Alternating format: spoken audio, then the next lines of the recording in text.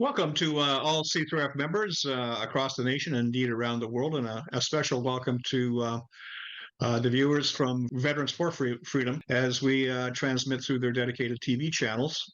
I'd like to welcome all to another session of In Hot, and in this particular session, we're going to roll in hot on a subject that has really been quite high profile for a number of years now, and that's the prosecution of our medical professionals.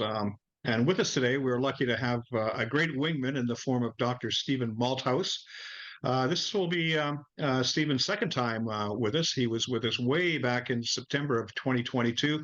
So I thought it'd be opportune to drop in with Dr. Malthouse, see how things have progressed in the last couple of years, and see what's coming up on his particular agenda.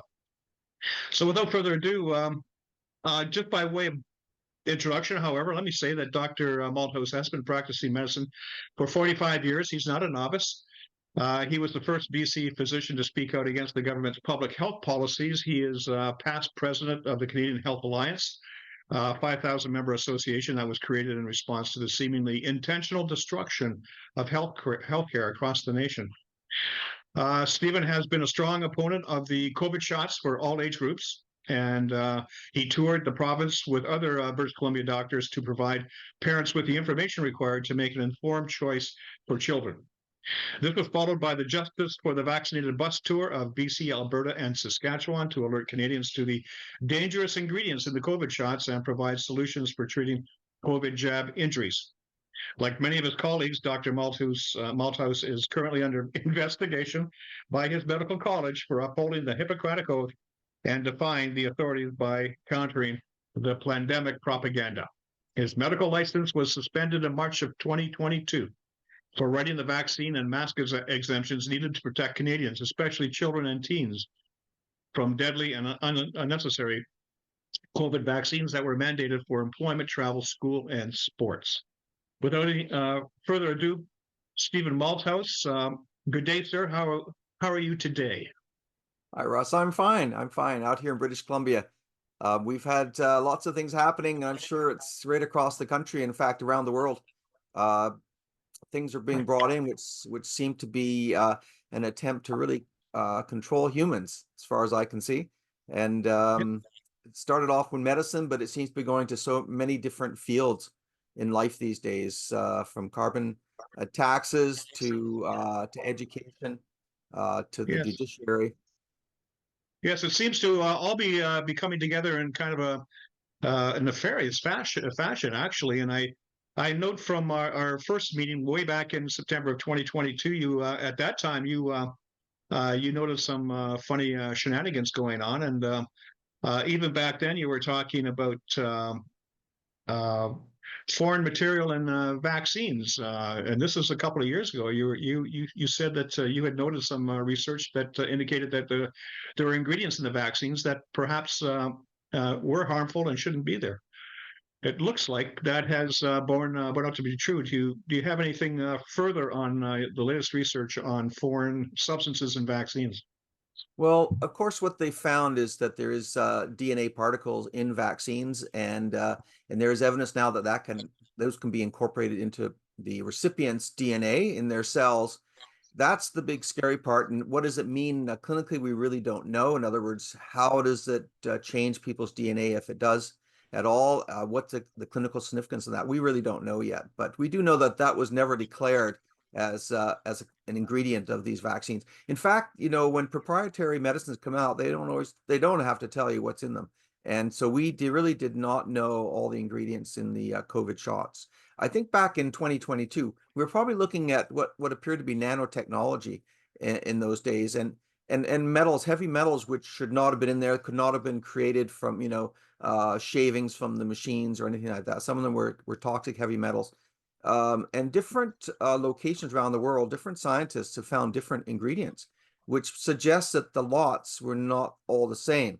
And there is evidence too that probably at least 3 different categories based on the mortality figures for each one. In other words, how many deaths have occurred after each of the COVID shots. That's not including the injuries. That's just the deaths. So there seemed to be at least 3 different, some which were highly dangerous in terms of causing death to the recipients, and others which were moderately dangerous, and some which may have been close to placebo. It seems like there were at least 3 experiments going on simultaneously. Well, it sounds like certainly quality control is kind of an issue with the whole thing. I've also done some reading and see that some of the ingredients they're finding, or DNA fragments they're finding, are what they call SV40 simian virus fragments, which accordingly apparently have a propensity to cause cancer, or enable the onset of cancer in people who wouldn't normally experience such. But along with that, at the same time, when we had our first interview, you talked about the fact that we talked about dying suddenly. You mentioned the fact that back then there were Canadian doctors who all of a sudden were just kind of having problems and dying very, very suddenly. Is that situation, is that been resolved? Has it changed? What's happening along in those lines? Well, I think a lot of people have decided not to take these shots any further, not to take boosters. So that's a big change from when initially this dying suddenly was first brought to our attention by Dr. William Mackis of Alberta. And Yeah. the thing about doctors dying suddenly was that these are doctors really in the prime of their life. Some of them were athletes, and they were dying either while running or swimming, or they would some were dying in their sleep. It was thought to due to a cardiac arrhythmia, which is occurring with increased adrenaline and noradrenaline from exercise, that these people probably had myocarditis, and they had a reentrance phenomenon with regard to electricity of the heart, and that's what caused them to have sudden heart attacks. We were seeing that also on the football field as well, and that was Yes. the reason in fact, we went to the Grey Cup in our bus to hand out pamphlets to let people know that this was a risk to anyone who played sports who'd had the shots, particularly young people, it seemed, and that teenagers were dying and on the field and or on the hockey rink. So we felt it was really important. So we got on the bus here in British Columbia, and we traveled all the way out to Saskatchewan to let people know about this. And I was accompanied by Dr. Hoff at the time and our crew, and we handed out thousands of brochures to let people know about this phenomenon. But we're not seeing it so much anymore, but we are seeing a lot of injuries that are creeping up on people, and some which occurred right away. And of course, the medical profession still is in large ignoring these or gaslighting patients, telling them it's all in their head. But Yes. many doctors don't know what to do. So I noticed that perhaps the people are taking fewer doses of these vaccines, and maybe that's things have tailed off a bit. But I'm also noting that across the Western world anyway, the nations that are highly vaccinated seem to be having excess death rates that are really off the clock. We're talking about 15, 20, 25% increase in excess deaths. I think of England in particular, and we have there's a member of parliament there, Brigden, who speaks out again on this excess deaths. He is not being listened to, but he is gaining traction. Do you see anything like that in Canada? Do you follow the excess death situation in Canada? Because quite frankly, I find it very difficult to find data associated with anything along those lines. Yeah, the trouble with Canada is we have a very poor reporting system for vaccine injuries, and although it is compulsory to do it, once doctors have submitted these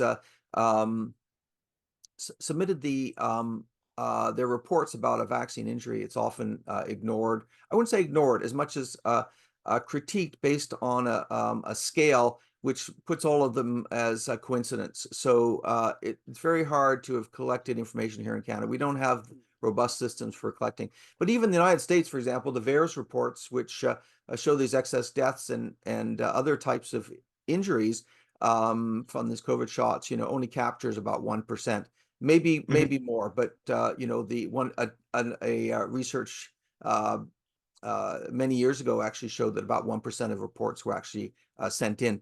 So you can multiply that times 100. Some people say multiply it times 40 to get the real numbers. But it's still occurring. I think everybody knows someone who's been injured by these shots. And on our Yes. little island, Denman, we've had a lot of people found dead in their greenhouses or in their fields, sudden deaths, which no one seems to be able to explain, and people who were previously healthy and active.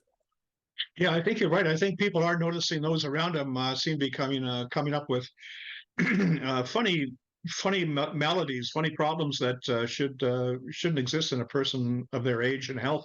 I've seen it personally myself, and I'm quite concerned. And I think Brigden in Britain seems to be hitting a chord there, because I was watching him give a speech in Parliament, and it was very sparsely attended. There were a couple of MPs who bothered to attend, Shocking. but apparently the galleries were full. And when he finished his talk about excess deaths, the crowd in the gallery just went crazy and were clapping and cheering and hurrah. And the speaker had to put a stop to it, because it was not parliamentary, I guess. It does show, But Russ, it does show the disconnect between the general population and what they're seeing and what they would applaud. In other words, someone stepping up and telling the truth, yes, compared to the parliamentarians who, just are absent.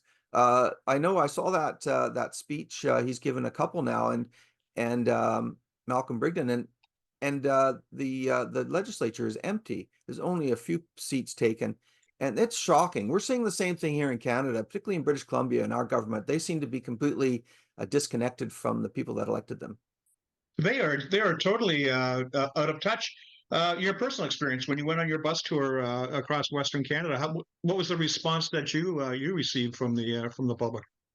Well, our last time in 2022 is when we were traveling, and we would have people coming up to us in the parking lots and telling us their stories, and we had sellout. I would say sellout crowds. I mean, it was free to come and listen to us speak, because we were really out there to provide information, so people could have give informed consent, which was not being asked, because no one was being informed of what were the consequences, the risk and benefits of these shots and the alternatives.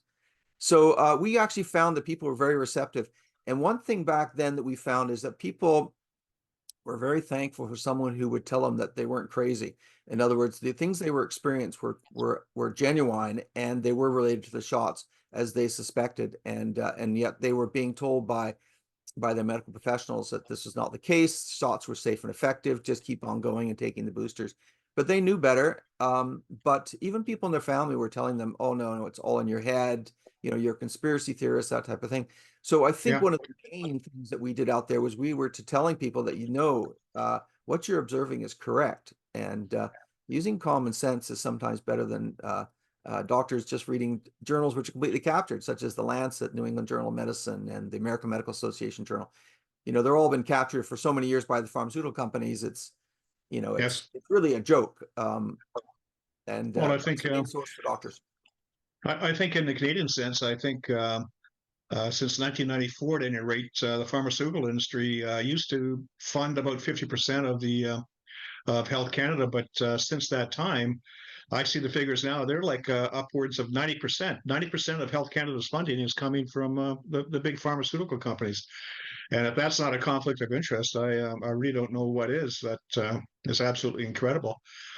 But there seems to be what I perceived going on is there was up front, there was a remnant. There was a small group of professionals like yourself, like Dr. Hoff, like Mary O'Connor, Dr. Trozy, very, very few of you willing to put your Hippocratic oath on the line and tell it the way you saw it and the way you researched it yourself.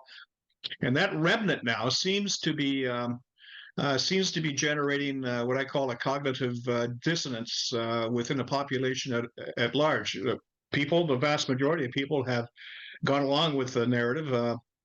It must be conspiracy theory what these people are coming up with. But now with their own personal experiences and seeing there are stories starting to drib and drab out to talk about foreign elements within the vaccines, and now we're starting to see a little bit of cognitive dissonance kick in, and I see the remnant becoming bigger, becoming larger. What would you say about that? Yeah. Is it getting any easier for you? Well, it's I not doubt getting. it. I'm kind of what we've learned these last 4 years is how to communicate, because when people have been so badly brainwashed and frightened to the point where they're not thinking anymore. They're more or less reacting, and they're so susceptible because of that to propaganda that it's really gone into a part of the brain which is not able to figure this out using the intellect. And so when you speak to people like that, you can't really just give them facts. They can't take them in, or they shut down because they're really in a fight or flight mode. This use of fear and repetition in regard to brainwashing has been the job of our mainstream media, which has been bought out by the government, which appears to be almost controlled from outside the country. It's very hard to explain their policies otherwise. But what we're finding now is that people are starting to see the dots, but they haven't connected them. Okay. And our job now is to help people to recognize who the real enemy is here. And I think what you're talking about there is you're talking about actually weaponizing psychology to use it against a population writ large. That's a pretty sinister stuff. But it's not impossible. We've seen it happen in the past. We've seen, in the 20th century, we saw a lot of that going on with fascism, communism, and so it does exist. This weaponization of psychology is a known fact, and to think that it would be applied to Canadians, Americans, the Western world writ large is actually very incredible, and that'd be hard for anybody to wrap their mind around. But there it is. Let's talk about when we talk about governments operating against the well-being of the population they represent. I look at Bill 36 in British Columbia, and I see a lot of sinister stuff in that bill. And you're right in the midst of that regime, that medical regime. How do you see Bill 36? What is it got anything to do with medicine? Oh, well, that was passed. Bill 36 was passed in November 2022, and it's now the Health Professions and Occupations Act. It replaces a previous one. And but they brought in all sorts of aspects to this. It's a vaguely written act, but it does include a lot of things which would discourage doctors from coming to British Columbia, cause some to escape the province, others to burn out. And this act is designed really to corral doctors and to stop them from speaking about anything that is not a government policy. So there are huge fines for doctors that don't toe the line, up to $500,000 and 2 years imprisonment for a doctor that speaks about I would say medical conditions that don't and does not speak the government policy. So that would be maybe to do with vaccines.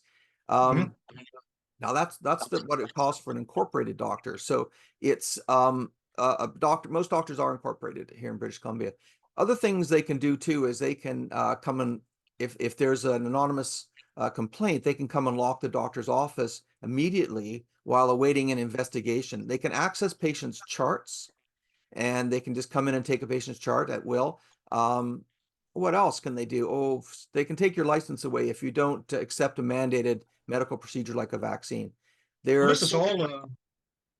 Sorry, Dr. Malthouse. This is all unconstitutional. You can't.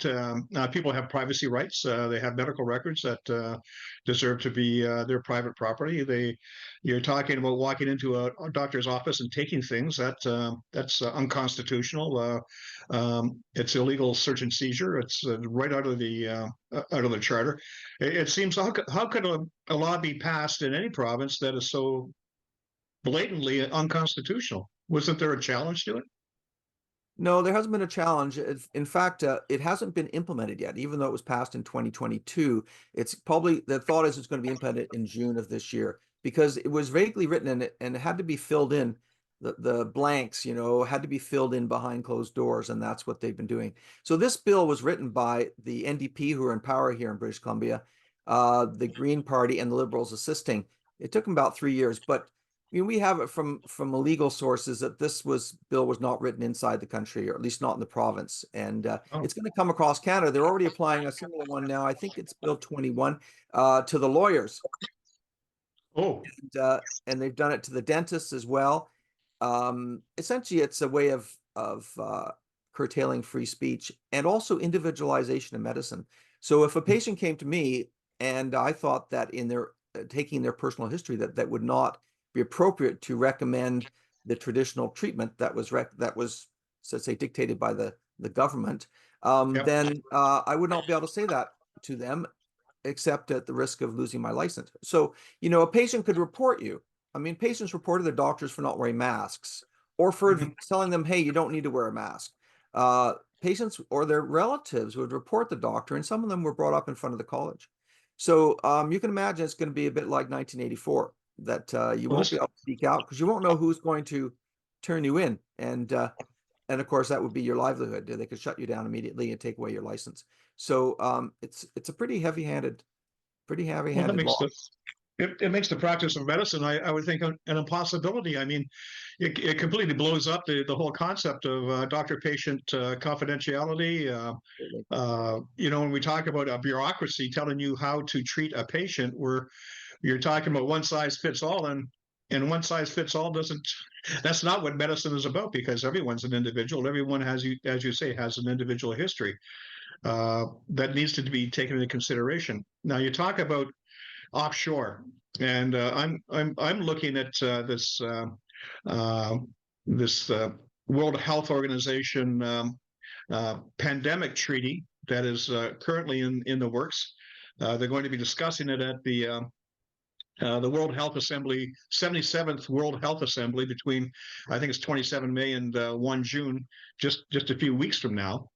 And that pandemic treaty and the associated international health regulations uh, are basically, if they go through the way they're in draft form, are going to take medical sovereignty and actual national sovereignty away from nations and hand them over to the international outfit in the form of the WHO. Uh, so this does seem to be some sort of a coordinated type globalist type movement effort uh, to take charge of our most sacred institutions.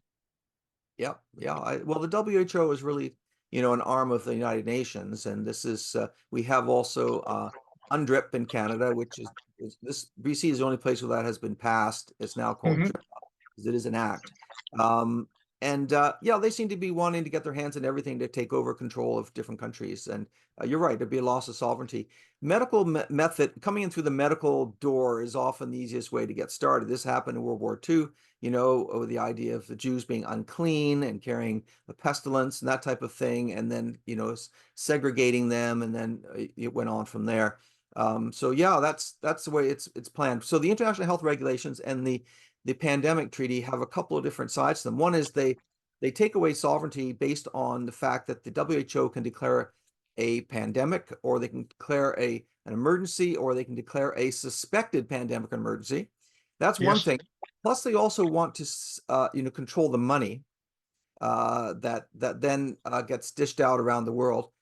And another aspect too is that they want to create laboratories in all these countries where they can pick up things and pick up, let's say, a bacterium in the sewage, and therefore declare that there's a suspicion that it could be a pandemic coming, and so therefore we're going to start rolling out the same public health measures that they did before, distancing and masks and vaccinations. And so the idea behind that is there's a lot of money to be made. Now, if the Yeah. countries that say, hey, you've got to declare a pandemic in your country, and they say, well, where do I get the money from to do that? Well, you can borrow it from us. So Mm-hmm. it's actually a money grab as well that the WHO will control. So there's many aspects to this. Not just can they come in and tell you what to do, but they can also act as the bankers to give you the money to do it. Well, It's really not good. And if it gets passed, well, we're even more behind the eight ball than we are right now. what really frightens me is I look at the treaty and the regulations. They talk about a concept called One Health, And the One Health concept means that human health has to be taken, has to be balanced away or balanced off with plant health, with the planet's health, with the health of animals. So it's all just one health organization, and it's planetary type effort. And here you get into, okay, what can impact planetary health? Well, climate change can impact climate or planetary health. And now all of a sudden you've got the camel's nose under the tent with regards to climate change, perhaps authorizing the WHO to initiate a related pandemic and emergency and shut us down or control our carbon footprints so that we can address this climate One Health problem. Yeah. It's Yeah. nefarious. Yeah, well, climate health, we've known this for some time that climate crisis. First of all, it was climate freezing, and then now it's climate warming, and now apparently the ocean's boiling. But climate change has been used has also been weaponized. In other words, there really look at the statistics, temperature of the planet, ice flows, but also things such as sea level rise or the absence of it. We can see that this was all, again, a kind of a narrative, very similar to the COVID narrative, to try to drive policies which are designed to control humans and humanity. And, when you really look at the statistics, you find it, there may be a slight rise in the sea level. I think in Victoria, British Columbia, where they've been measuring the sea level in Inner Harbor for more than 100 years, that it goes up 1 millimeter per year. So by 2050, it's going to go up a total of like 2.2 centimeters, and that's all. So you don't have to sell your oceanside property quite yet. No, people are still buying property in Florida, and as far as last I saw, they're still buying property in Martha's Vineyard. There doesn't seem to be stopping people from enjoying those parcels of land. And those are the wealthy people. So we have the situation here where, you talk about narratives, and these narratives get spun, and they get spun to the point where they're a truth unto themselves. And I'm thinking about your case, and I'm thinking about Dr. Hoff's case, because I've seen both of you are under disciplinary proceedings because you have had the temerity to speak out against the path that we're going down in the medical world.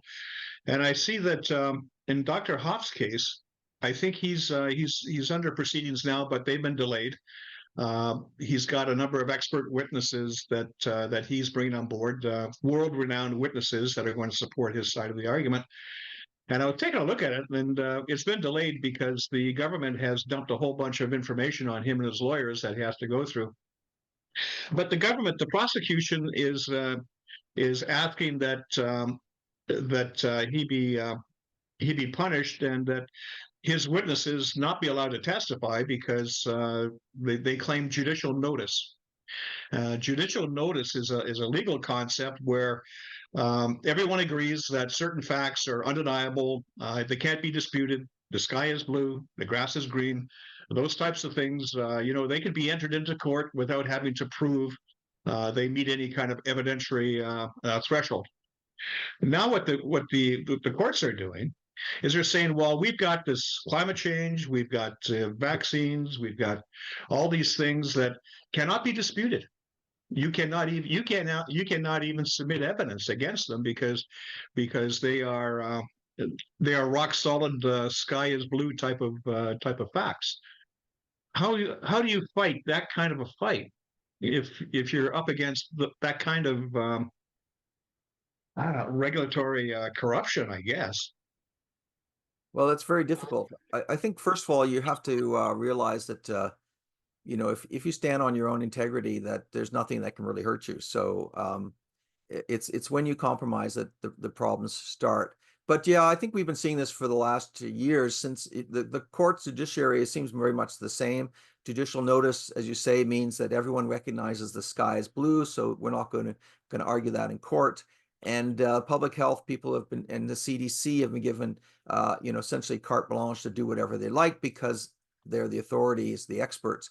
And of course, again, we're seeing that the general population, a significant part of them, I hear every day of more people that I never realized have figured out what's happening here. And but the general population is starting to wake up, and so it means it's a groundswell that's going to change things. It's not going to come from the top down. In fact, we have to change this. We have to decentralize and take it down to the grassroots if we're going to make changes that are going to be that are really going to be different. Now, every revolution has kind of had that, where the farmers revolt type of thing.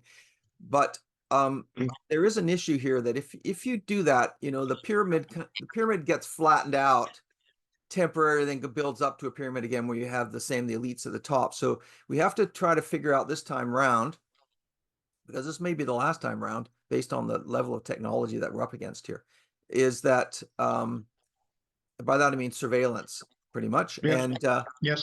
that we have to figure out a way that to prevent this from coming to into the pyramid shape in the future, because then we're just gonna go another round of the same thing, right?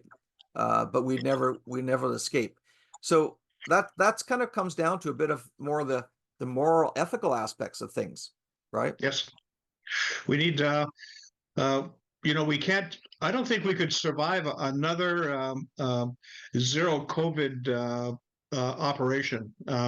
Like we went through zero COVID, we locked down, we vaccinated everybody, and we just caused so much damage. Now we've got inflation that's out of control. Now we've got housing that's out of control. Now we got people are lining up at food. It's starting to look like the Depression of the 30s now, all because we took this approach, this zero COVID approach, which was handed to us by maybe the Chinese Communist Party and their friends at the World Health Organization, but was acceded to by our own leaders and our own political representatives. And so if we don't change this whole thing now, if we don't realize the mistakes we made now, then when we have this next emergency, we're going to do the same thing all over again. And I don't think we could survive a second round of this this kind of approach. Maybe that's the whole purpose of the WHO pandemic treaty. I don't know, but nefarious. If we get through this one, because they're still bringing things on. I mean, they're just ramping up bird flu scares, and they've even got monkeypox returning in certain parts of the world, and they're trying to cull our chickens and things like this. And now talking about bird flu in cows, and so they're going to go after your cows. They're trying to control the water here. I don't know if you're aware, but there is this Bill 31, which, well, I know you are aware of it, Bill 31 here in British Columbia, which was passed in November 2023, and people hardly noticed it, but it's a new Emergency Management Act. And what it means is that with the declaration of a climate change emergency or contagion emergency, or that we have some kind of a threat with bombs and so forth, terrorist threat, that the government, pretty much the minister on a whim, can seize your house, your property, your land, your trees, your crops, your water supply, everything. And so it means that it doesn't take much now, and everyone's used to them declaring emergencies right, left, and center without any evidence, that they don't even have to go through the courts to do it. They can just do it, and the fines include imprisonment and large, like $1 million fines, $300,000 fines for people who resist. I think it's coming out under the guise of, well, we've got wildfires, we can't let people die in the fires or whatever. And but again, it's one of these things which is being brought in by the NDP government here, and assisted by the Liberals and the Greens, and they're trying to essentially take away your property whenever they want. It's absolutely unconstitutional, and absolutely insidious and nefarious. It's that Bill 31 is really ringing a lot of alarm bells there. Wow. Okay, it'll come across Canada, just like the Bill 36, the Health Professional Occupations Act. It's rolling across the country. You'll see it in Ontario pretty soon, and the same thing with every act. I think British Columbia is where they put up trial balloons. Maybe because we have a sort of a liberal population, or we have an older population. I'm not sure which, that is more susceptible to these type of ploys. But when you look at it, roll across. Yeah, when you look at it, it seems like now that I think of it, almost every piece of legislation that comes forward these days at the federal or provincial level, they all seem to be aimed at taking some right away. Some civil liberty seems to be up for grabs with each piece of legislation. The one I'm thinking about right now is Bill C 63 at the federal level, which talks to hate speech Yes, and which can actually put people under wraps and in house arrest if someone thinks they're even thinking about something hateful. Like this is just absolute 1984 in steroids. it And is. so, and we talked about the international WHO pandemic treaty and the regulations. They have stipulations in them that say that nations are responsible for quashing any kind of dissent that speaks against these pandemic measures and rules. Yeah. So actually, every time we get a piece of legislation now, it's taking something away, and it's just this all can't be coincidence, can it? I mean, it's just too much going on. Yeah, no, this But is not by that's just my accident. opinion. It's a step. It's a step. They call it tiptoe to tyranny. It's a step by step, and inch by inch. And the idea is to do it in such a way that the general population doesn't become aware of it until it's too late, until the cell door, clangs shut. That's the idea. But the hate speech one, I agree that is really ominous. And if that means that if someone suspects you of hate speech, or that you could use hate speech in the future Yeah, online, that you could then be imprisoned for life. That's absolutely incredible. Yeah, that's what life and risk. Oh my God, this is for life. it's. I mean, it's fiction isn't this crazy. I mean, it's just absolutely crazy. And they have this As we they have this in Scotland already. They've passed this Yes, uh, yes, they did. and Yeah. hate speech law. And apparently they're just overwhelmed with people snitching on each other, making up stories. There's an example of a woman who was handcuffed and taken down to the police station because her neighbor said she'd said something hateful to her, which she had never actually said. And, it was just essentially a neighborhood feud. And this is the way people will act. I know that in World War II, people used to denounce the Jews and their neighbors for harboring Jews and things like that. Uh, So human yeah, nature needs to be addressed. yeah, like you say, weaponized psychology at play in a very large fashion. But I think they call it turnkey tyranny. That was a phrase that was came up by an ex NSA operative. I forget his name, but he called it turnkey tyranny, where you put all the pieces in place, and so that people don't see what's going on. They're all disparate pieces that are put in place, and all of a sudden you get them all in place, and then you just turn the key and clang, as you say, the door is shut, and you're done. You're trapped and you're inside yourself. But anyway, for yourself, sir, what can our audience do to help you? Where can they go to see where you're telling your story? How can we help? Well, I'm not really telling my story very much because there are more important things really that need to be done. And as I mentioned, I think this is going to be a grassroots change, Mm, and we have to work from the bottom up. So that means that if people want to help me, they can help themselves, and that means figuring things out, connecting the dots, and speaking to their neighbors, and speaking to them in a way which is gentle, because everyone has been psyoped here. It's been an incredible propaganda machine, probably one of the best, I would say, best from the point of view of effective marketing ploys that we've ever experienced. It's on a global level. So yeah. to undo it, we need to start from the bottom up. It won't come from politicians, although we can find the politicians which represent us and hold their feet to the fire if they get in office.